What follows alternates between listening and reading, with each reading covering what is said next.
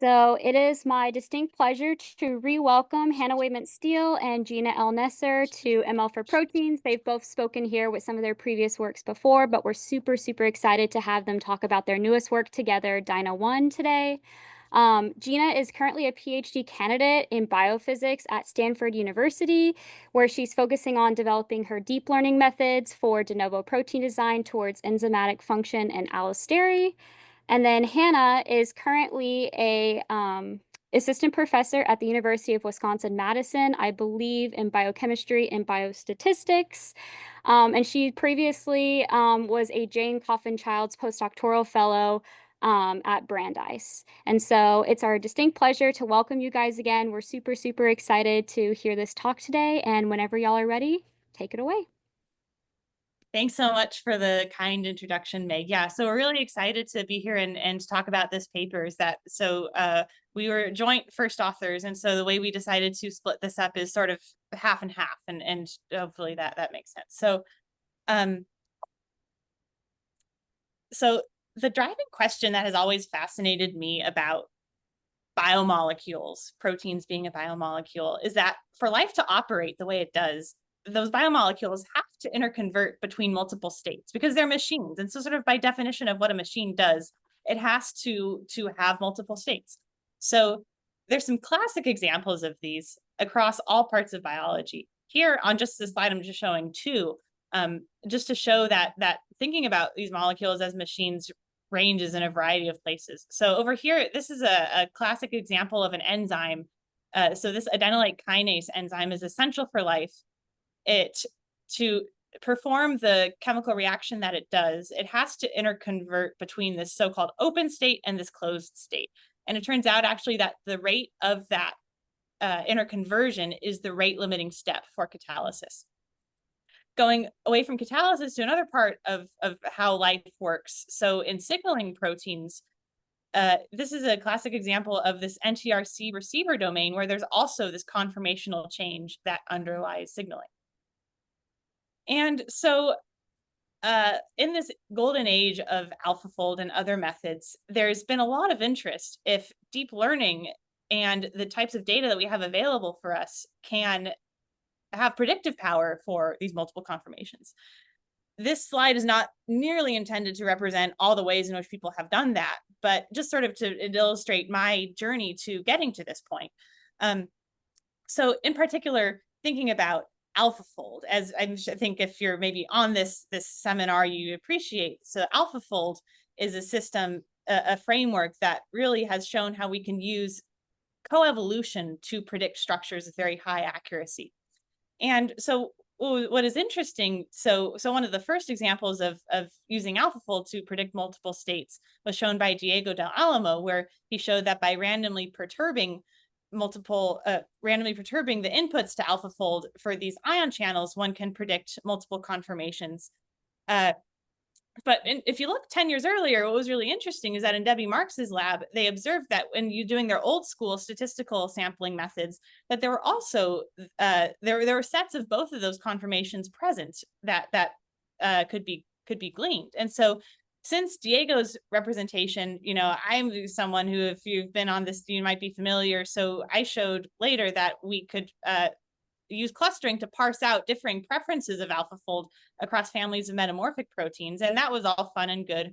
But what I was really then sort of stuck with, and how do we advance these methods further, was I was very uncomfortable because I didn't have a good answer to this question, which is there a ground truth for protein dynamics? So if somebody showed up, say from another planet with a new algorithm and said, oh, we figured out protein dynamics, here you go, like have fun. And we wanted to do some tests and make some new predictions.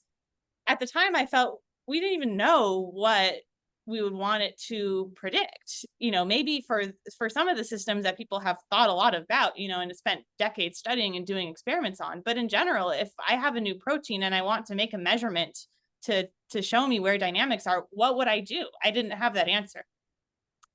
And so in the Kern lab, studies how dynamics lead to function. And they use all three of these structural biology techniques because all three of these structural biology techniques reflect multiple conformations and dynamics.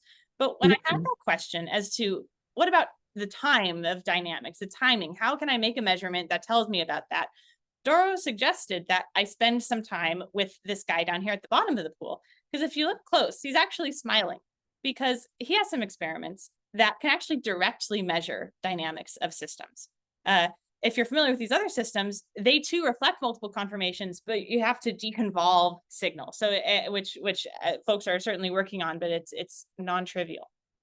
And so, a challenge of studying time in biology is that there's many orders of magnitude at which there are potentially biologically relevant processes. So, in particular, I was interested in trying to find data and methods that tell me experimental information on motions in this time scale of regime. So from microseconds to milliseconds. And so it turns out that there's an observable from NMR. It's called REX. People also refer to it as chemical exchange. And this number reports on if a residue is experiencing exchange, is experiencing motion in that time scale of regime. And so to give an example of this, so here's again this NTRC signaling protein that interconverts between these two conformations. And so an interesting finding at one point was that it actually, it gets phosphorylated, which is the way that it then communicates the signal that it needs to. But what was interesting was that it actually interconverts between both of these conformations prior to getting phosphorylated. And even without knowing what these two states are that it's interconverting between, if one were to do one of these REX experiments, these relaxation experiments from NMR, one gets one number per residue, which is the REX for that residue. And if you put those colors on a structure, you can see that one side of this protein lights up. And so what that tells us is that this side has higher REX. It is experiencing millisecond motion with interconverting to other states, essentially. And the neat thing is that the experiment tells us that without even knowing what the other states are. And so as I was reading more and looking through the literature, I realized that there's actually a lot of this REX data. The techniques were developed in the 90s. And ever since then, people have been doing these relaxation experiments and plotting the data as colors on structures. And in some cases, interpreting them further, but in some cases, it just finished in the paper as colors on a structure. And so as someone who likes making benchmarks for things and gathering data sets, I want to know how much could I collect of this into a standardized benchmark? If I had that collection, could that tell me anything interesting about how protein dynamics and protein evolution are linked? So that's something was of interest to me. But then also with that data in place, can existing models already predict those motions? So here's a crash course into NMR relaxation. And after this, you'll all be experts in it. So here is my protein sample. So step one for doing an NMR experiment is that I basically need to figure out my fingerprint of the protein in NMR space. And so what that means is that for every atom I want to be following, I need to figure out the chemical shift coordinates. And so this is an example of a very typical chemical shift assignment spectrum that one would do to figure out where the backbone amides and hydrogens are. And so each of these peaks roughly corresponds to one residue. And so once I know which of those peaks corresponds to which residues, I'm then going to do step two to get my dynamics information. And so here I'm zooming in on my protein sample. And so if you look really closely, you can see that we've prepared this in a way that each nitrogen has a magnetic moment. So it's isotopically labeled, and I've put them in a magnet, and it's a big magnet. And so all the spins are pointing the same way up in the Z-axis at the start of the experiment. I'm then going to hit my protein sample with a pulse that is going to knock all of those little spins on their side. And so I think of this like a top spinning on a table. And so when I hit the top on its side, it's going to spin, it's going to precess on the table. And so the spins, when they get hit into the XY plane, they're also going to precess. But depending on where they are in the protein, they're going to be feeling different processes. And so they're going to relax at different rates back to their equilibrium.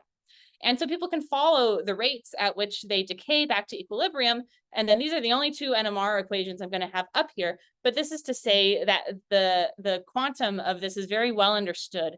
And people can then model this and fit this to extract information on processes going on both at picosecond to nanosecond motion.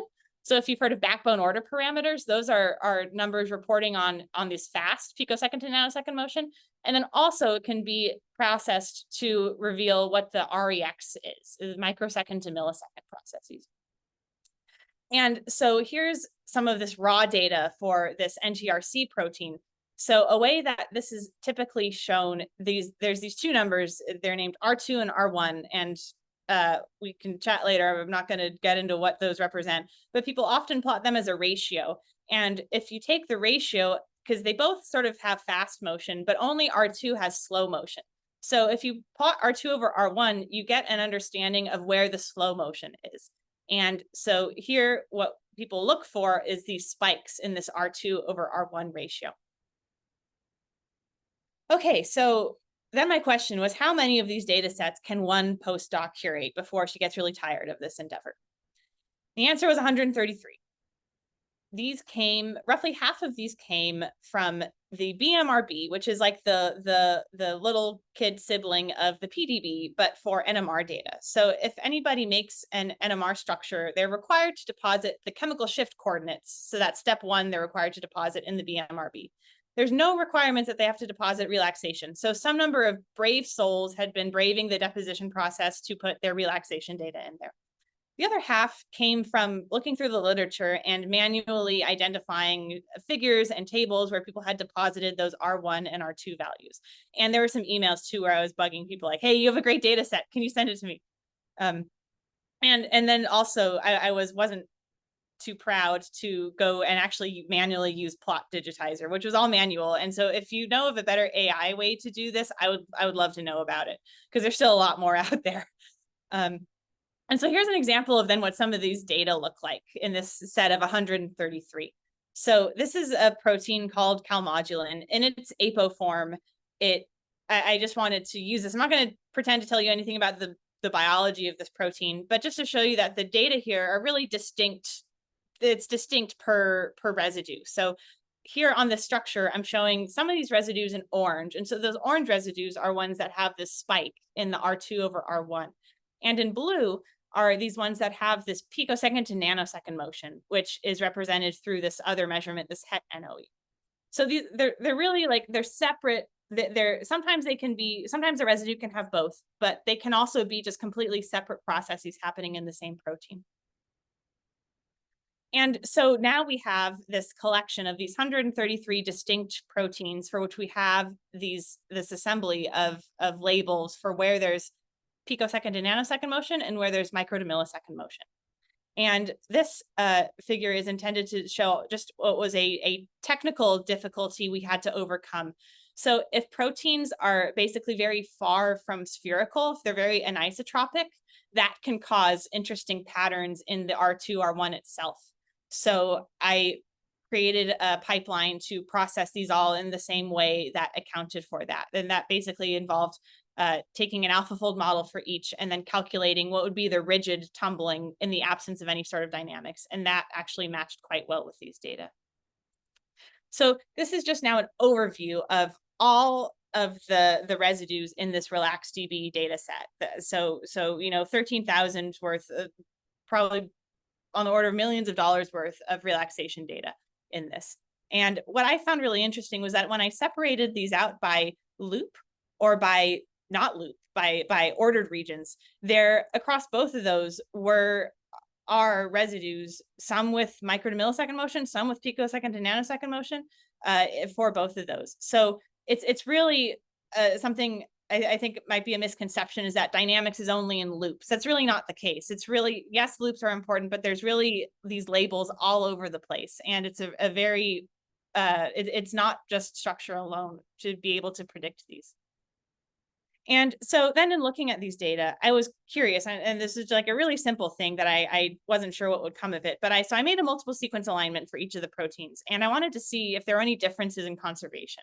And what was interesting to see was that if I looked at, say, in the residues that are buried, so not on the surface, and I compared the conservation of the residues with picosecond to nanosecond motion or micro to millisecond motion, actually, the microsecond to millisecond residues were more conserved then the picosecond to nanosecond residues, and also the structured, the ones with no motion.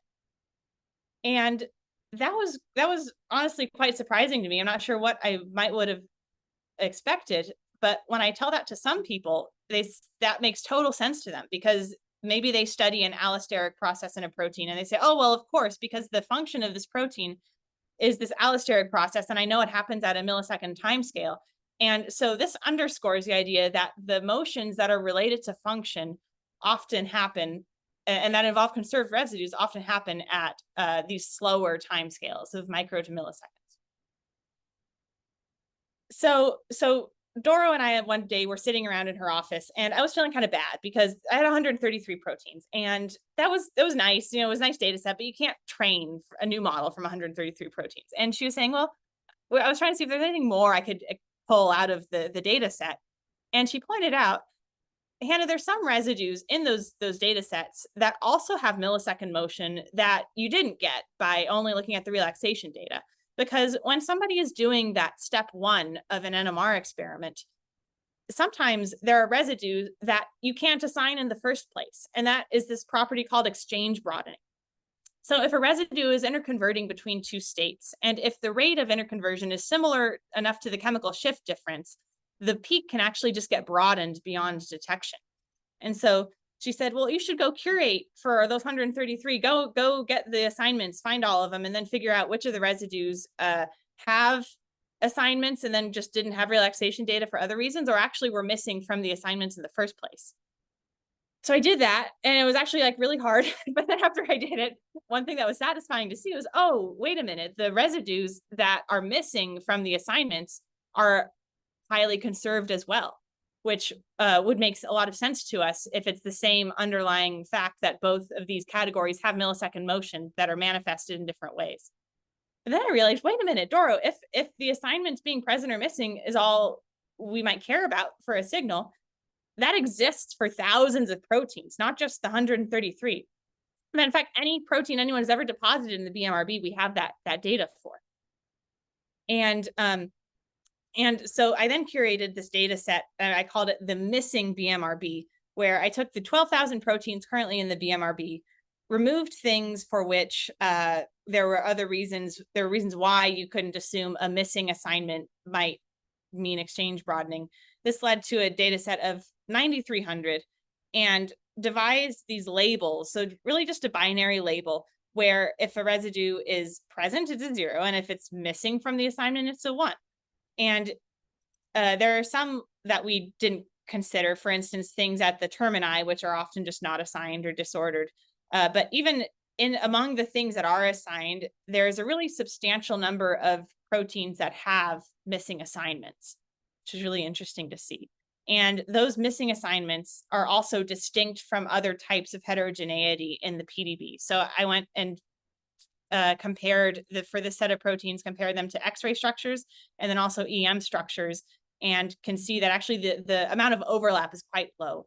And our rationale for that is that if residues are missing from X-ray density, it can often be attributable to picosecond to nanosecond motions, not necessarily millisecond motions. And also statistically, if you look at the distributions of B factors, it's quite uninformative for whether residues are assigned or unassigned. And I'm going to turn it over to Gina to then, with this data in hand, is it possible to train a model that actually is predictive for this?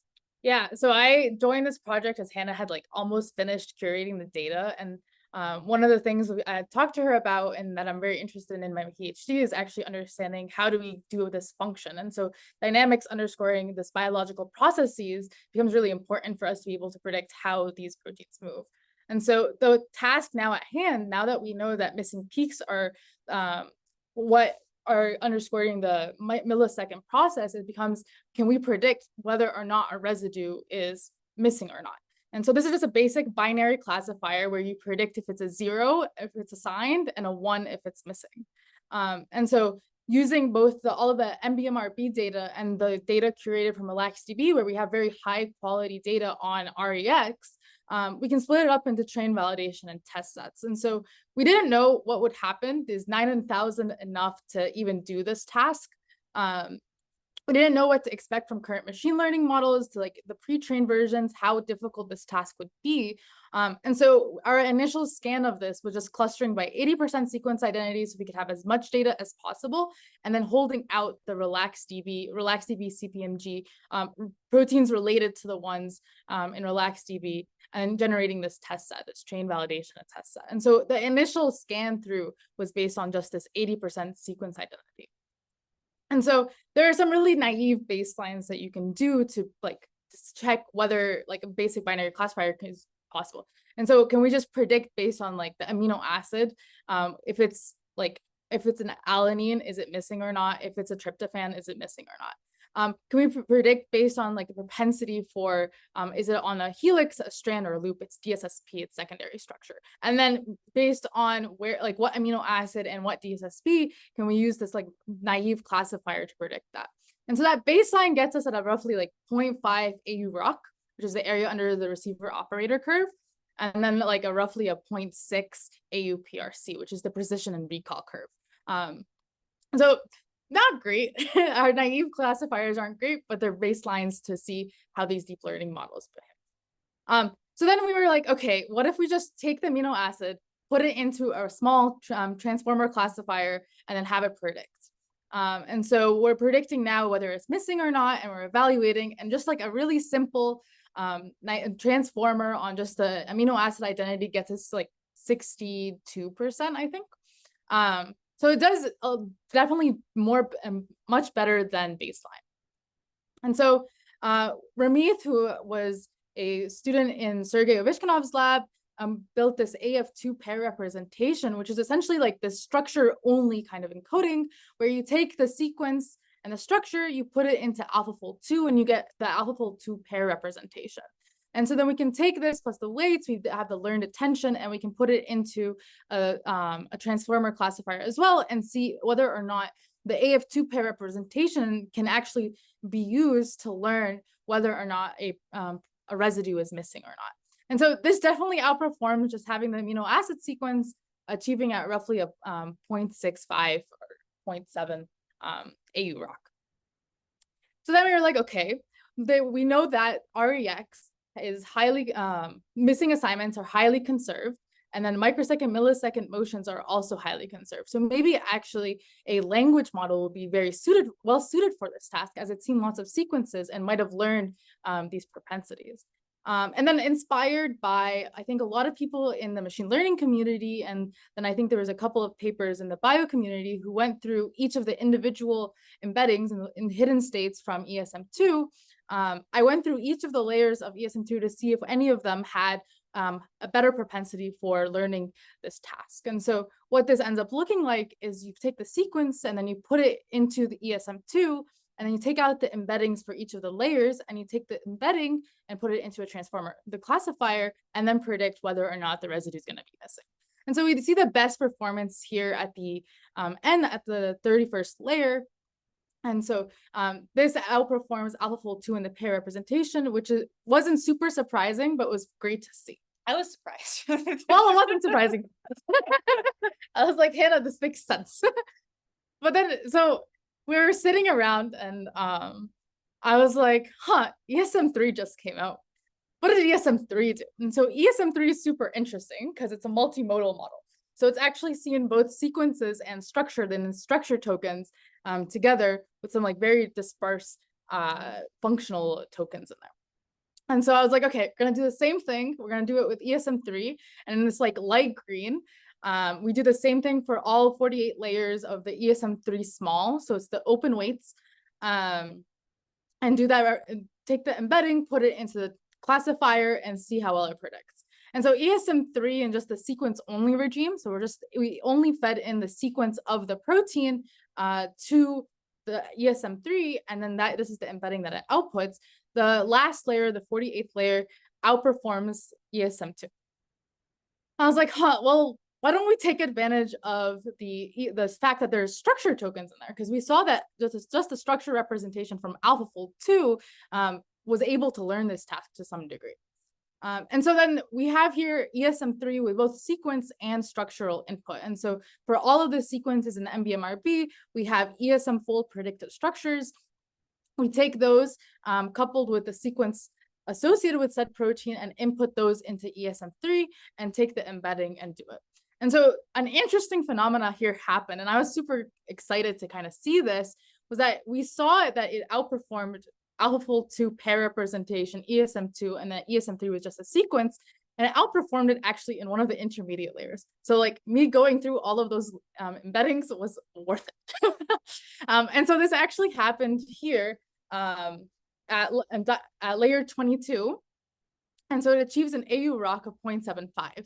And so this is awesome because we were actually able to basically push all of these models to the best of our ability and see that there was actually some good signal for this conserved dynamics. And so if you remember, I did this with the 80% sequence similarity cutoff, no structural cutoff. And we were like, well, if we're good deep learners and we know structural biology well enough, maybe we should also do these different train test splits where not only do we reduce the sequence identity cutoff, but also the TM score, and so the similarity and structural representation. And so we go through and we do those different clustering by both sequence identity and TM score. And so over here, we have our final model, which we refer to as Dino 1, which was trained with a 30% sequence identity cutoff and a 0.5 TM score cutoff. And so it's actually pretty notable that even with all of these different cutoffs in which we test all of the different combinations here, it didn't really affect it too much. And so with all of the data thrown at it, we get roughly a 0.75, 0.76, and then at 0.74 in the validation set for Dino 1. So they perform actually roughly the same. And so this was super exciting to see. And so we use this model here to do our like downstream analyses. So we were like, okay, so this is great because we have now ESM3 trained with sequence and structure input. And so you can do the comparison for both the AU ROC and the AU PRC. And so we see that if you input a sequence or a structure, it actually performs pretty decently in comparison to if you have both sequence and structural input. And this is of interest to people who are working in just sequence space. They just have a sequence, although you can run a predictive structure, a structure prediction model to get a predictive structure. Or if you're in the design world where you have a design structure and that you're interested in seeing whether or not it has some propensity of having this kind of dynamics. So what do these predictions look like? And so now we refer back to our test set. And so along all of the different sequence lengths and all of the different AU ROCs, we see a variety where we have some here that are well predicted, and then we have a few here underneath our like baseline cutoff. And so like moving forward, we depict our probability per residue by the thickness or the putty, like the sausage representation. And so the thicker it is, the more confident Dino 1 is that it is going to be experiencing this millisecond motions. And so for example, up here is this ribosomal protein. For like none of these proteins, I'm going to pretend what they do. But there is data, and then it says that here there's a peak missing. This wasn't a ribosome. Well, this wasn't a ribosome, but you know, I'm not going to talk about the function.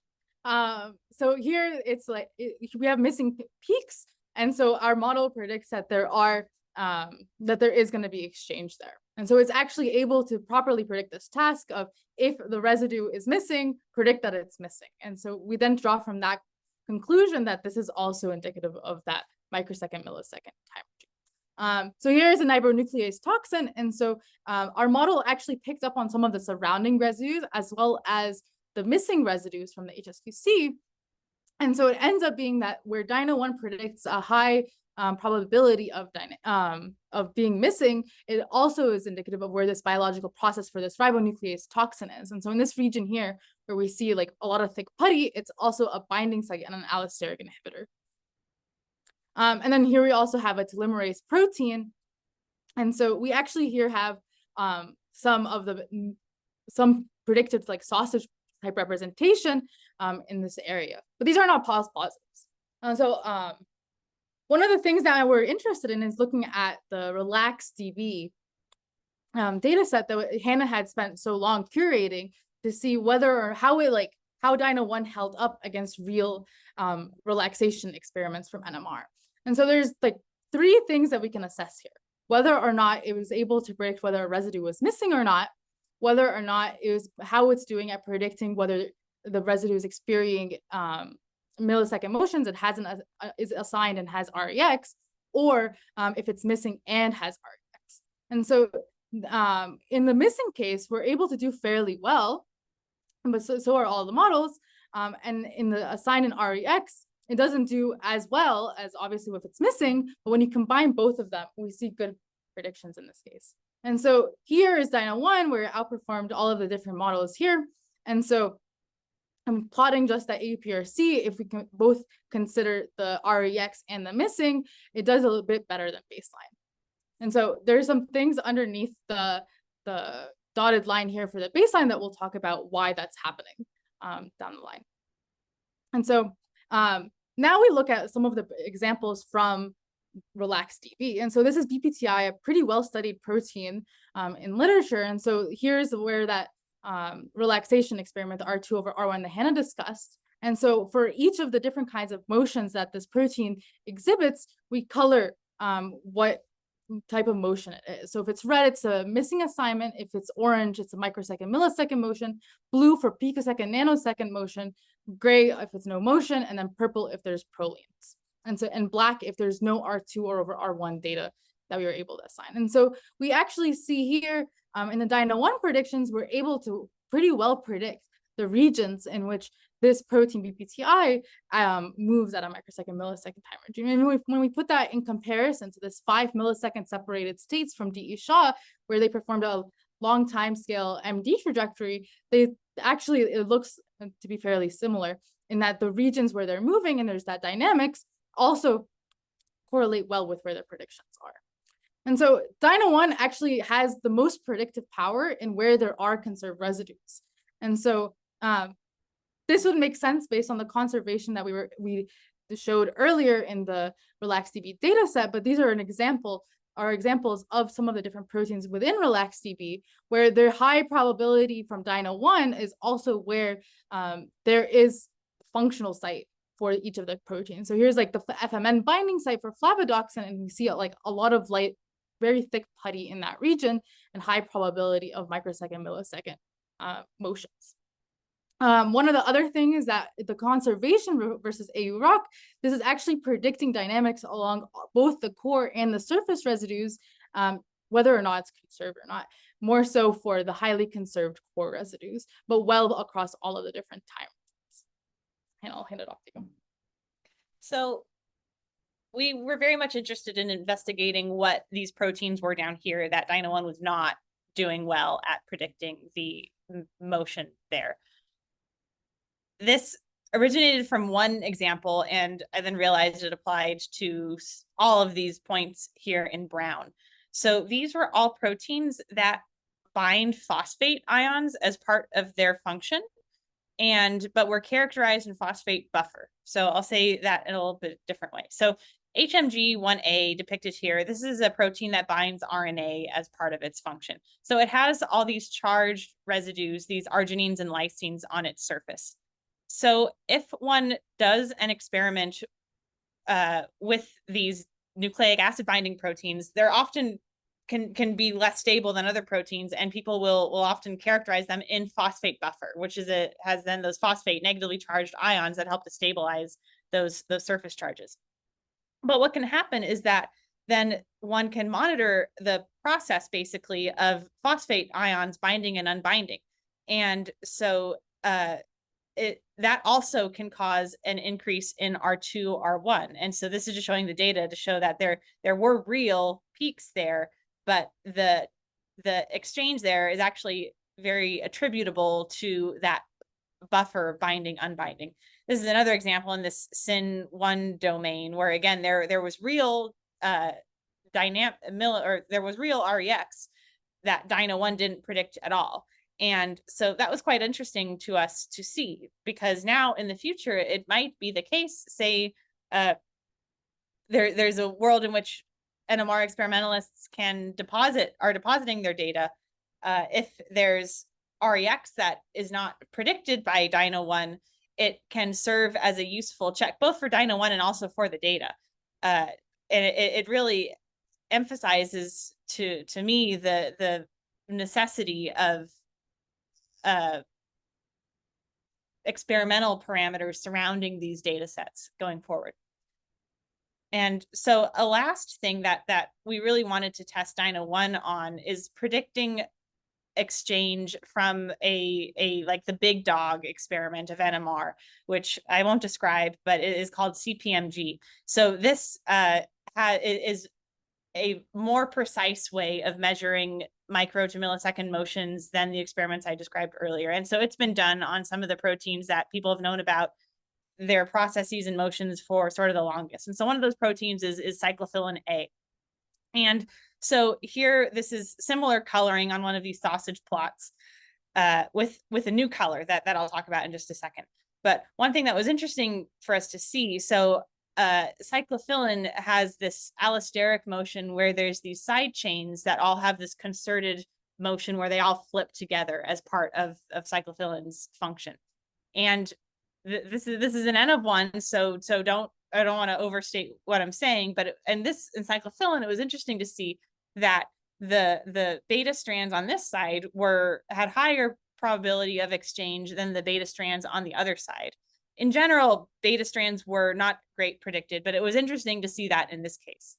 So this unsuppressed R2 was something that we came to later, and it is a non-typical analysis of the CPMG data, but one that we realized if when we're looking at the raw data of CPMG, this is indicative of motion, but it's something that in the typical analysis, experimentalists might not report all the time.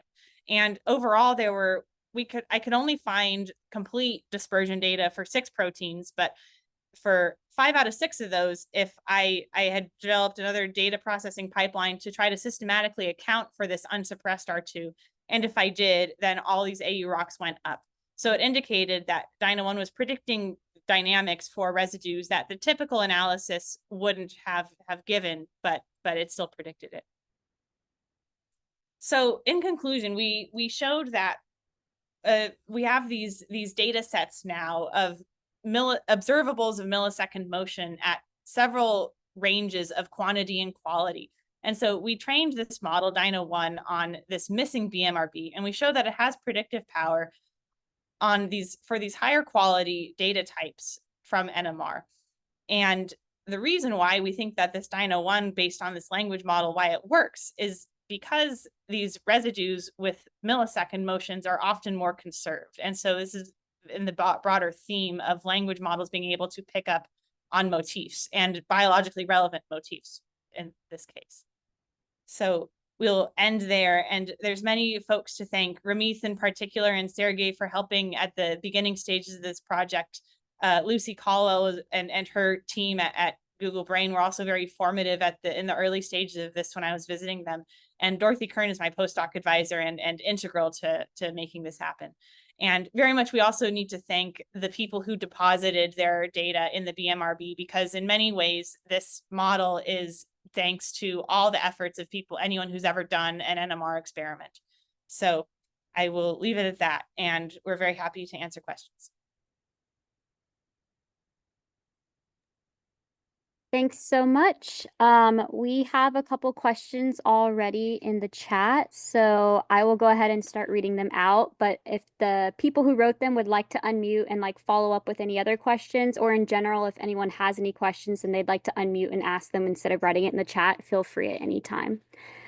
So the first question asked, for folded proteins, a model-free formalism of separating global and local motion is sometimes used when modeling dynamics and understanding the different timescales of motion. Did you take that into account when building your model? So the model-free formalism, yeah, that's a common formalism used to interpret those relaxation data. It actually assumes that all the data is statistically independent at every residue. And so I actually tried for a long time to run model free on all of those data, but in the end, it was just too finicky. And we looked for a more robust way to get what was sort of the big picture things we wanted to get out of the data, which was where there were those spikes in the R2, R1. So yeah, but we're certainly aware of the model free formalism. And for the question about disordered proteins, it's something that we haven't investigated, but would be very interesting to look into. Yeah, neither of us are disordered proteins experts. And so Ryan's question, how does Dino 1 perform physiological conditions? All of these experiments are done in physiological conditions. So all of the values that we report are all taking place in physiological conditions. Conservation score, it is a little thing that came from a notebook, and the data are public. I'd be happy for others to try their other conservation scores. I don't have a ton to say about that. I'm just going down the list. If someone wants me to do otherwise, please interrupt. Pranav asks, how well would a model do that just predicts conserved residues regardless of motion? That's a great question. It's something, it's a question we've gotten a lot. We're in the process. We're in the process of doing that control. Chenlin asks, how does Dino 1 consider protein states like apo versus hollow? The dynamic behavior is quite different in different states. Yes, very much future direction that we are very keen to get into. It was trained in a way so that all the BMRB data is including some apo and some hollow states. So sort of similar to how AlphaFold was trained in the way of just putting all the data in and seeing what happens. Austin asks, are there simple corollaries between residues predicted to have broadened and other structures? So we have a slide on this, and I'd be happy to return to that. But basically, B factor and PLDDT are very non-predictive for these motions. That was something we were really interested in looking in. PLDT is more indicative of picosecond, nanosecond motions, if anything. Thanks, yeah. Ryan asks, are there plans to look at just methyl-labeled side chains? I love seeing the mix of like NMR questions versus other questions. Ryan, that's a great question. And we threw out the methyl data because obviously there's a lot of things that are missing that aren't methyls, but it will be a really interesting direction to try to repeat this, considering methyl-labeled side chains.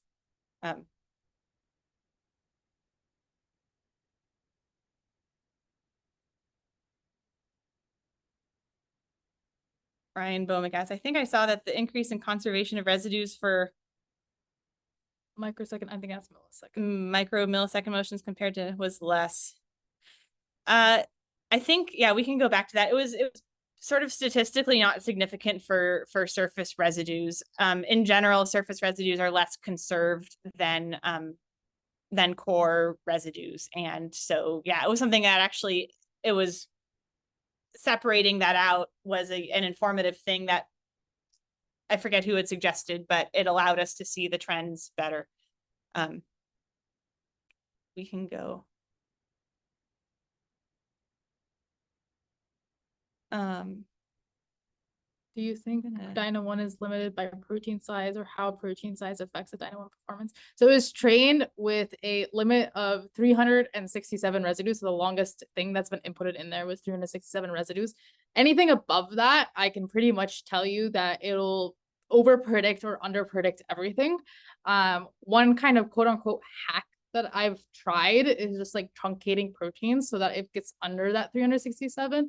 But I think one thing that considering in the future is to scale it so that I can handle a bit bigger proteins. I think the limitation there is that we don't have a lot of NMR experiments on that order or size of proteins. And that's just purely because of how hard NMR is to assign all of those HSQCs.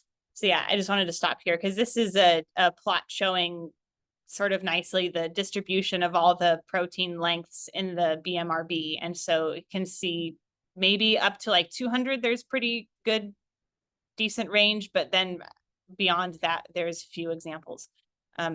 If one were to go forward using methyltrosy, that would give information on the side chains of bigger protein, but that's another question. How much data is that? How much methyltrosy data is there? In terms of improving the binary classifier performance, do you think this would require larger data sets or better data quality? So for the larger data sets, the final model was trained on roughly 3,000 proteins. So not even all 9,000 that we have. And that's because of that sequence and structure cutoff that we had.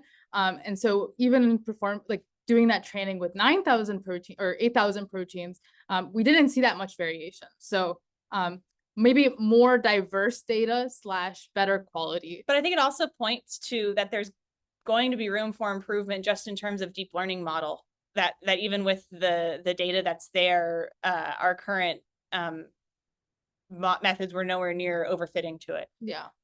Um, So I mean, these are all with the pre-trained backends. So in thinking about how do we improve the this classification task, it's also thinking about what is that input or that embedding space that we're working in. So room to improve also there. There's a lot of ways to. Chenlin asks, are the missing data including peaks that were not assigned due to spectral overlap? It very much could. We didn't do, I mean, I'm happy to chat, or it's in the methods as to what we did do to remove things with as to other reasons why they might be missing. But in general, I think when people are assigning proteins, spectral overlap, my experience, isn't as big a concern as other potential things, because in the carbon dimension, like, they're not as overlapped. But in general, there are definitely going to be other sources of noise, or maybe like a common one I've seen is if there's ambiguity as to which peak goes to which, sometimes people leave those unassigned. So the gamble was, is there enough signal in what residues are missing to be informative for a model among the noise? Having said that, noise does help with training models. So the noise is also in some aspects welcomed.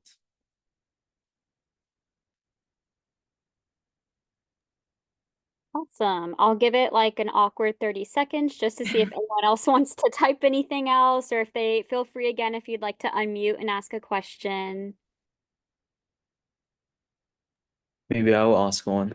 Maybe I missed the part that your final model is trained on one specific layer of ESM3 as well, or you try to, weight combine all the layers of different models?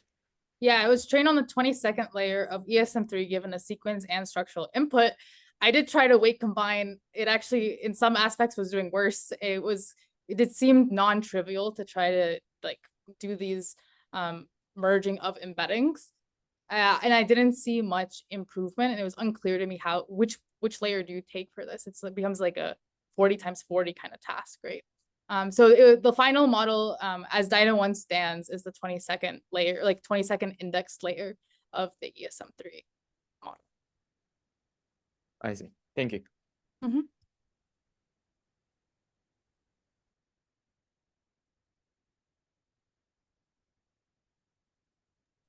Okay, well, I would like to again thank Gina and Hannah so much for speaking with us today, and we'll be back in a couple weeks with our next seminar. Thank you so much, guys.